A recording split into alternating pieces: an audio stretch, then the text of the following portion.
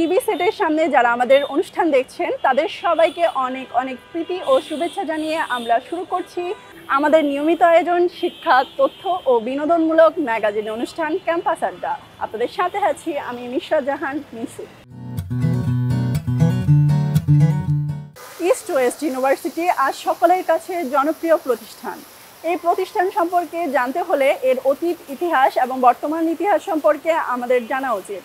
চলুন একটি প্রতিবেদনের মাধ্যমে আমরা এই বিশ্ববিদ্যালয়ের ইতিহাস এবং ঐতিহ্য সম্পর্কে জেনে নিই। ইস্ট ওয়েস্ট ইউনিভার্সিটি বাংলাদেশের প্রাইভেট ইউনিভার্সিটিগুলোর মধ্যে স্বনামধন্য এই প্রতিষ্ঠানটি বাংলাদেশ সহ বিশ্বের কাছে পরিচিত শিক্ষা প্রতিষ্ঠান। রাজধানীর হাতিরঝিলের সন্নিকটে রামপুরা টিভি ভবনের পাশে আফতাবনগরে স্থাপিত হয়েছে এই সৌন্দর্যমণ্ডিত ইস্ট ওয়েস্ট ইউনিভার্সিটির নয়নাভিরাম ক্যাম্পাস।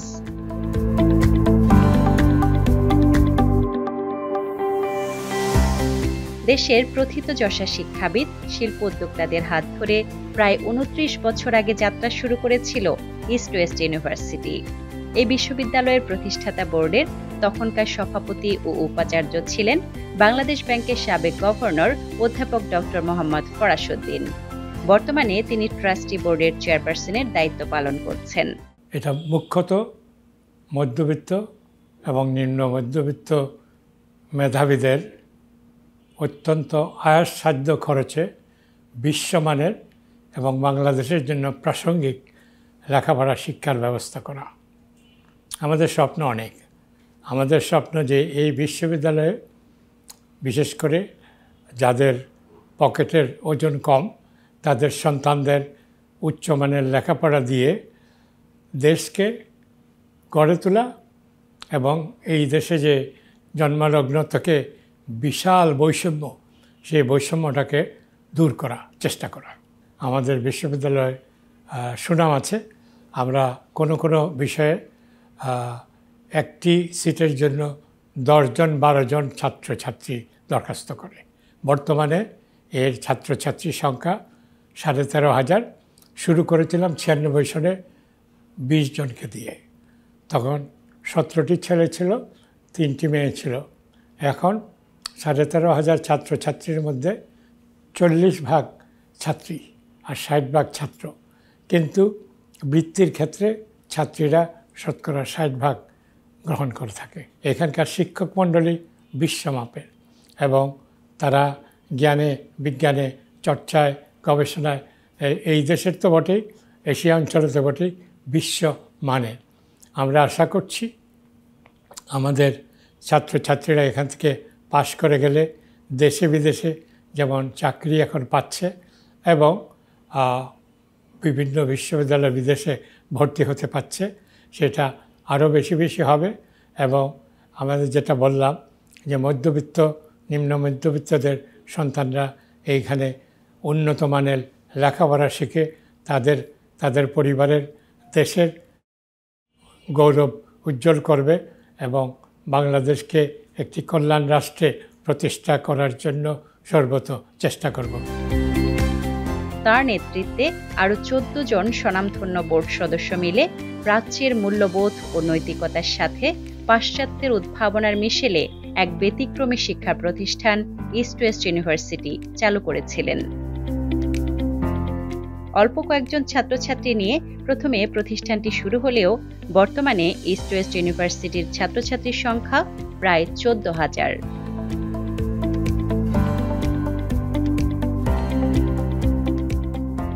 সকাল থেকে সন্ধ্যা পর্যন্ত থাকে এই বিশ্ববিদ্যালয়ে শিক্ষার্থীদের আনাগোনা। আমি মোহাম্মদ রাশিদুল হাসান, ইস্ট ওয়েস্ট ইউনিভার্সিটিতে সামার 25-এর স্টুডেন্ট। ইস্ট ওয়েস্ট ইউনিভার্সিটি আমার চুজ করা মূলত এর শিক্ষার মান এবং এর এনভায়রনমেন্টটা দেখে। আমাদের এই ইউনিভার্সিটি একটি স্বনামধন্য ইউনিভার্সিটি এবং এটি পড়ালেখার দিক থেকে এবং র্যাঙ্কিংয়ের দিক থেকেও প্রাইভেট ইউনিভার্সিটির মধ্যে বেশ এগিয়ে। সো এই কারণে আমার ইস্ট ওয়েস্ট ইউনিভার্সিটিকে চুজ করা। এছাড়াও আমাদের যারা শিক্ষক মহোদয় আছেন তারা অসাধারণ শিক্ষা দিয়ে থাকেন এবং প্রতিটা শিক্ষকের আন্ডারে একজন করে ইউটিএ নিয়োগ করা থাকে যেন আমাদের পড়ালেখা বুঝতে সুবিধা হয়। বিভিন্ন বিষয় নিয়ে লেখাপড়া চালিয়ে যাচ্ছেন এই শিক্ষার্থীরা। বিভিন্ন শিফটে তাদের ক্লাসগুলো সম্মানিত শিক্ষকরা নিয়ে থাকেন। তাতে করে মাঝে মধ্যে একটু সময় পাওয়াতে শিক্ষার্থীরা পড়াগুলো ক্যাম্পাসের লাইব্রেরিতে বসে শেষ করতে পারেন। এখানে তুলনামূলক কম খরচে মানসম্পন্ন উচ্চশিক্ষা নিয়ে শিক্ষার্থীরা বিভিন্ন ক্ষেত্রে প্রতিষ্ঠিত হয়ে দেশের মুখ উজ্জ্বল সহ ইস্ট ওয়েস্ট ইউনিভার্সিটিকে বিশ্বের দরবারে স্থান করার মতো কার্যক্রম নিয়মিত চালিয়ে যাচ্ছেন, যার প্রমাণ মেলে দেশে বিদেশে বিভিন্ন স্বীকৃত র্যাঙ্কিংগুলোতে। কিউএস র্যাঙ্কিং, টাইমস হায়ার এসব র্যাঙ্কিংয়ে দেশের যে অল্প কয়েকটি বিশ্ববিদ্যালয় জায়গা করে নিতে পেরেছে, তার মধ্যে ইস্ট ওয়েস্ট ইউনিভার্সিটির অবস্থান সর্বদাই উন্নতির শিখরে রয়েছে। ইঞ্জিনিয়ারিং বিভাগগুলোতে আছে আইইবি তথা ওয়াশিংটন অ্যাকর্ডের স্বীকৃতি। এখানকার ফার্মেসি, আইন বিভাগ কাউন্সিল দ্বারা স্বীকৃত। ফলে এখানকার শিক্ষার্থীদের অর্জিত ডিগ্রি পৃথিবীর সব দেশে গ্রহণযোগ্য। ইস্ট ওয়েস্ট ইউনিভার্সিটি তার টিউশন ফি থেকে অর্জিত আয় বৃত্তির মাধ্যমে শিক্ষার্থীদের কল্যাণে ব্যয় করে থাকে, যার কারণে এই বিশ্ববিদ্যালয়ের বেশিরভাগ শিক্ষার্থী বলতে গেলে মধ্যবিত্ত পরিবারের। আর নারী শিক্ষার্থীদের প্রধান আস্থার জায়গা হয়ে উঠেছে এই বিশ্ববিদ্যালয়।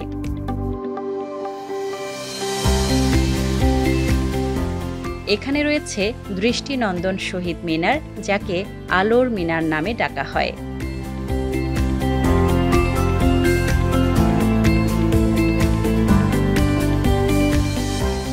রয়েছে অত্যাধুনিক সুযোগ সুবিধা সম্বলিত মঞ্জুর এলাহি অডিটোরিয়াম,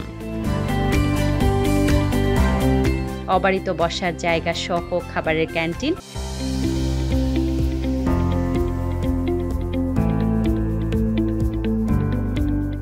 খেলাধুলার জায়গা, নানান ধরনের অনুষ্ঠানের আয়োজনের জন্য উন্মুক্ত প্রান্তর, কোর্টইয়ার্ড এবং স্বচ্ছ আড্ডার জন্য ছাদের মুক্ত আকাশ। শিক্ষার্থীদের প্রতিভা বিকাশের জন্য এখানে রয়েছে বিভিন্ন ধরনের প্রায় 22টি ক্লাব।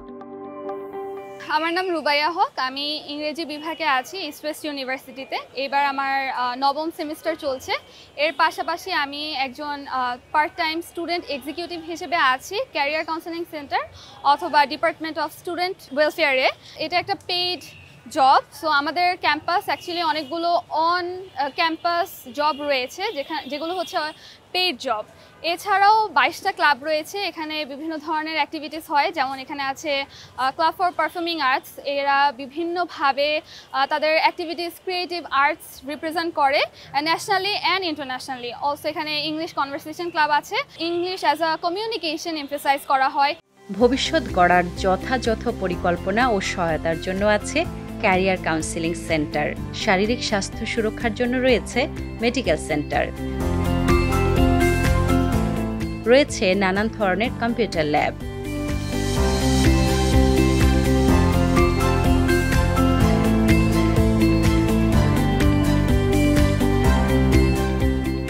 এছাড়াও এই ইস্ট ওয়েস্ট ইউনিভার্সিটিতে রয়েছে রেফারেন্স গ্রন্থের পাশাপাশি পৃথিবীর বিখ্যাত বইগুলোর ডিজিটাল অ্যাক্সেস। আমার নাম শ্রাবণী দাস জয়া, আমি ইস্ট ওয়েস্ট ইউনিভার্সিটিতে নবম সেমিস্টারে পড়ছি। আর আমার ভবিষ্যতে আমি আসলে একজন লেকচারার হতে চাই ইউনিভার্সিটির। সো সেই ক্ষেত্রে আমার ভার্সিটি আমাকে অনেক বেশি অপরচুনিটিস দিচ্ছে। যেমন আমি বলতে পারি আমি একজন UTA, that means under graduate teaching assistant. অর্থাৎ আমার ভার্সিটি আমাকে আগে থেকেই কিছু অপরচুনিটিস দিচ্ছে, যার মাধ্যমে আমি নিজেকে একজন লেকচারার বা প্রফেসর হিসেবে পরবর্তীতে উপস্থাপন করতে পারি। সো এগুলো হচ্ছে আমাদের আন্ডার গ্র্যাজুয়েট স্টুডেন্টসদের জন্য অপরচুনিটি। আরও আছে জিটিএদের জন্য opportunity, that means graduate teaching assistants. So তারাও তাদের ক্যারিয়ার যদি টিচিং প্রফেশনে করতে চায়, সেই হিসেবে আমার ভার্সিটি আমাকে কিছু অপরচুনিটিস দিচ্ছে। আবার আমাদের ভার্সিটিতে সবসময় জব ফেয়ারও হয়, যার মাধ্যমে আমাদের ভার্সিটির ইন ক্যাম্পাস স্টুডেন্টসগুলোই তাদের জবের জন্য অ্যাপ্লাই করতে পারে এবং তাদের সিভি জমা দিতে পারে। শিক্ষার পাশাপাশি বিনোদন চর্চায় এই বিশ্ববিদ্যালয়ে রয়েছে সাংস্কৃতিক ক্লাব, যে ক্লাবের সদস্যরা বিভিন্ন দিবসে নাচ, গান, অভিনয়, আবৃত্তি ও বিভিন্ন সাংস্কৃতিক কার্যক্রমে অংশগ্রহণ করে প্রতিভার বিকাশ ঘটিয়ে যাচ্ছে। তাই বর্তমানে ইস্ট ওয়েস্ট ইউনিভার্সিটি মানসম্পন্ন শিক্ষার জন্য এক আস্থার প্রতিষ্ঠান। বিভিন্ন সাবজেক্ট নিয়ে শিক্ষার্থীরা এখানে লেখাপড়া চালিয়ে যাচ্ছেন। তার মধ্যে বিবিএ, এমবিএ, ফার্মেসি বিভাগ, আইন বিভাগ ছাড়াও অন্যান্য সাবজেক্ট রয়েছে। অস্ট্রেলিয়াতে ৩০ বছর শিক্ষকতা করার অভিজ্ঞতা নিয়ে বর্তমানে এই প্রতিষ্ঠানের সম্মানিত উপাচার্য মহোদয় প্রফেসর ডক্টর শামস রহমান প্রতিষ্ঠানটির অভিভাবক হিসেবে শিক্ষার উন্নয়নের জন্য দৃষ্টি দিচ্ছেন। এই বিশ্ববিদ্যালয় প্রতিষ্ঠিত হয়েছে 1996 সনে। তা থেকে আজকে প্রায় 29 বছর যাবৎ ধাপে ধাপে এর উন্নতি হয়েছে। বর্তমানে এইটা একটা শিক্ষাক্ষেত্রে একটা ভালো অবস্থানে আছে। দেশের শিক্ষার্থীদের একটা সুশিক্ষিত করে গড়ে তোলার জন্য একটা যথেষ্ট ভালো ক্যারিকুলাম এটা ডেভেলপ করেছে ওভার দ্য ইয়ার্স। কিন্তু এই পর্যায় থেকে আমরা ভবিষ্যতে কি দেখতে পাই, এই বিশ্ববিদ্যালয় কোন জায়গাটায় যাবে, সেটা নিয়ে আমাদের চিন্তাভাবনা এখন।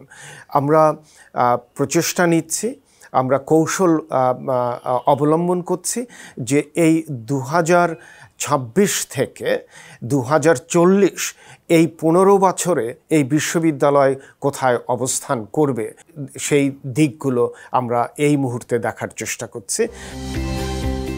শিক্ষা ও গবেষণার প্রত্যেকটি ক্ষেত্রে একদিন এই ইস্ট ওয়েস্ট ইউনিভার্সিটি বিশ্বের দরবারে সকলের কাছে পরিচিত হয়ে উঠবে। এটাই হোক বিশ্ববিদ্যালয়ের প্রাপ্তি।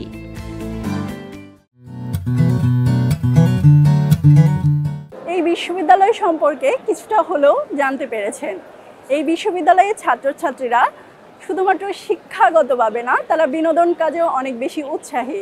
এই বিশ্ববিদ্যালয়ের শিক্ষার্থীদের পরিবেশনায় এবার রয়েছে একটি সমবেত সঙ্গীত।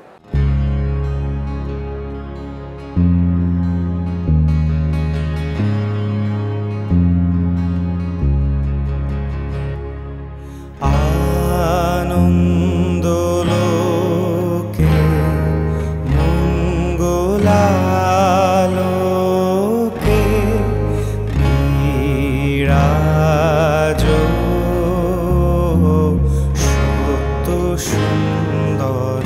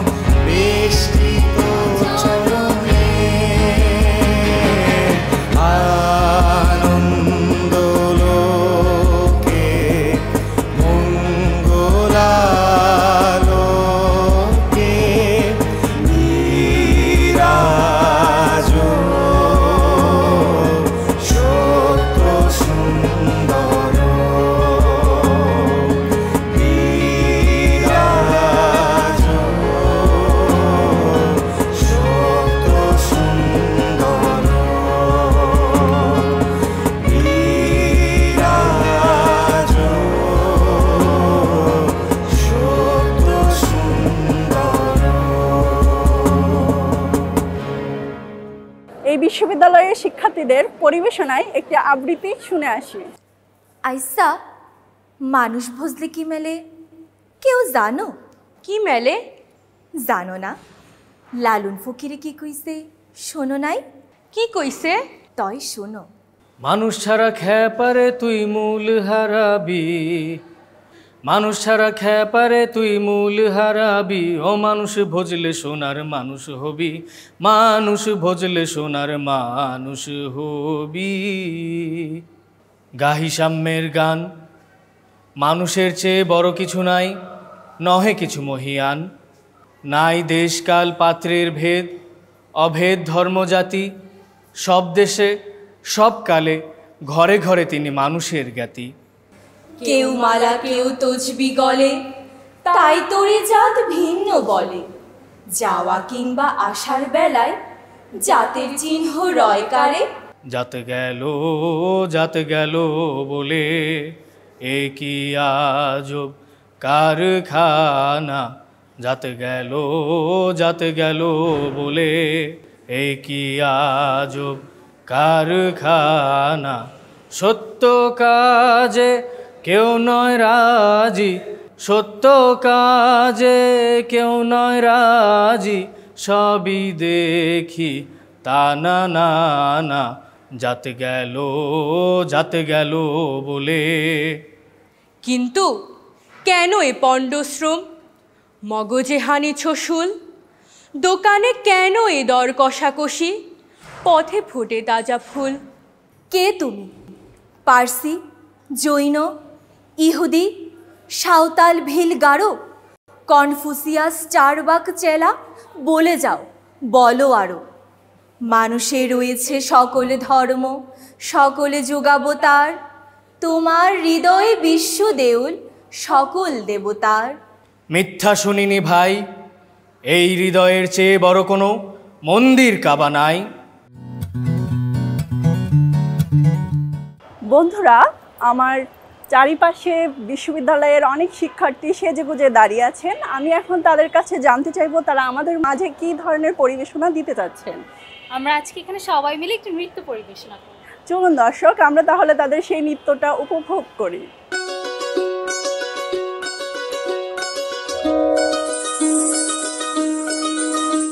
এই চাঁদ উঠেছে ওই, ফুল ফুটেছে ওই, সোনার মেয়ে নাচ দেখে মাথা চুল খুলে, ঘর সাজাবো কই, ফুল সাজাবো সই, সাদা সাদা আলপনাতে জবা ফুল তুলে।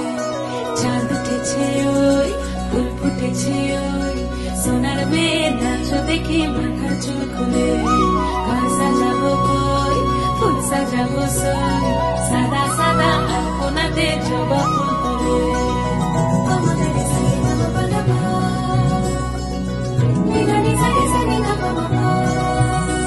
এই পদের ওপর পদ রাখিয়া হইছ রসরাজ, দেখো আলহাদিনের নাচ, দেখো সোহাগিনীর নাচ, দেখো চাঁদ বদনের নাচ, দেখো আলহাদিনের নাচ, দেখো সোহাগিনীর নাচ। সোহাগ চাঁদ বদনী ধ্বনি নাচ হতো দেখি, সোহাগ চাঁদ বদনী ধ্বনি নাচ হতো দেখি, পালা নাচ হতো দেখি, পালা নাচ হতো দেখি, পালা নাচ হতো দেখি। সোহাগ চাঁদ বদনী ধ্বনি নাচ হতো দেখি, সোহাগ চাঁদ বদনী ধ্বনি নাচ হতো দেখি।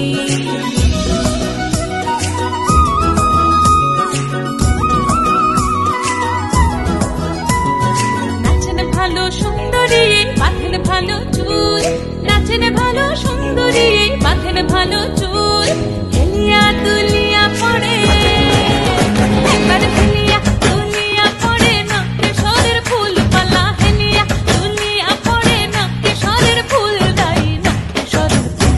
সোহাগ চাঁদ বদনী ধ্বনি নাচ হতো দেখি, সোহাগ চাঁদ বদনী ধ্বনি নাচ হতো দেখি।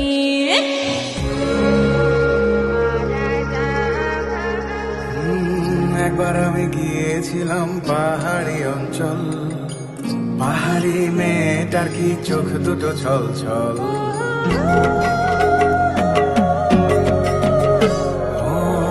একবার আমি গিয়েছিলাম পাহাড়ি অঞ্চল, পাহাড়ি মেয়েটা ছল ছল ছল নাকি জল চঞ্চল মেয়ে তুই বল ছল কেন চোখে জল চঞ্চল মেয়ে তুই বল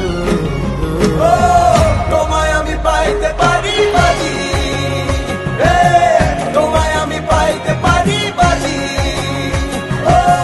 তোমায় আমি পাইতে পারি বাজি তোমায় আমি পাইতে পারি বাজি আসমানে তোর ছায়া কোনা জমিনে তোর বাড়ি রূপে এত সুন্দর লাগছে কারাকারি রে লাগছে কারাকারি তোমায় আমি পাইতে পারি তোমায় আমি পাইতে পারি তোমায় আমি পাইতে পারি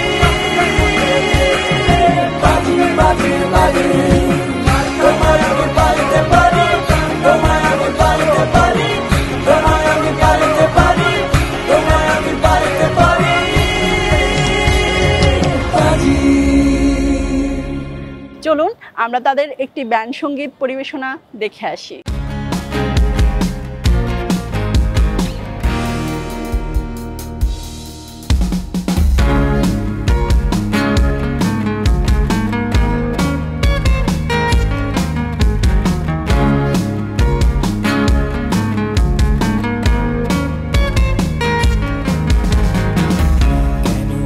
নিঃসঙ্গতা কেন এই মৌনতা কেন এই নিঃসঙ্গতা কেন এই মৌনতা আমাকে ঘিরে কেউ না জানো কার কারণে কেউ না জানো কার স্মরণে মন পিছু টানে তবুও জীবন যাচ্ছে কেটে জীবনের নিয়মে তবুও জীবন যাচ্ছে কেটে জীবনের নিয়মে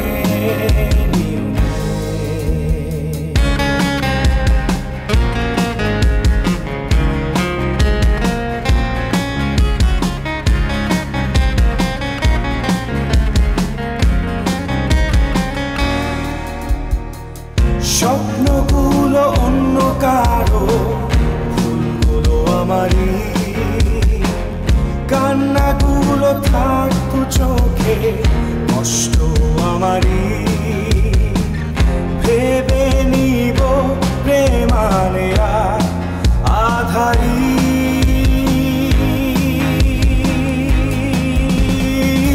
বৃষ্টি দেখে অনেক কেঁদেছি করেছি কত আর্তনাদ দু চোখে চলে ভাসাবো বলে তোমাকে আজ কাঁদাবো বলে মেঘের ডানায় পাঠিয়ে দিলাম আমি হাজার বর্ষার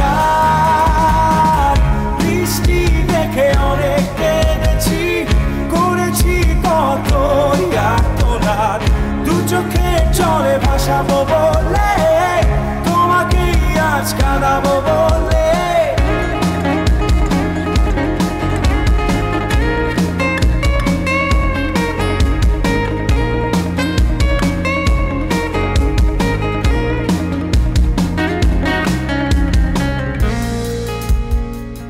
দক্ষিণা বাতাসে তোমার হিরু দীর্ঘশ্বাস আধার ছড়াবে আমার প্রিয় সর্বনাশ দক্ষিণা বাতাসে তোমার হিরু দীর্ঘশ্বাস আধার ছড়াবে আমার প্রিয় সর্বনাশ মেঘের ডানায়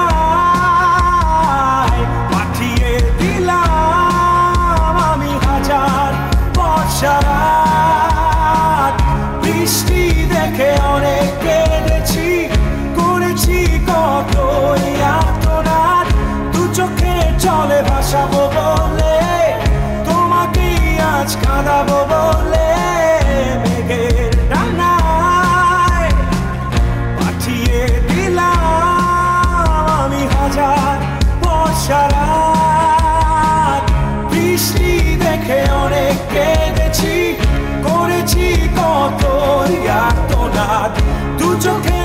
গালে ভাসাবো বলে, তোমাকে আজ খারাবো বলে।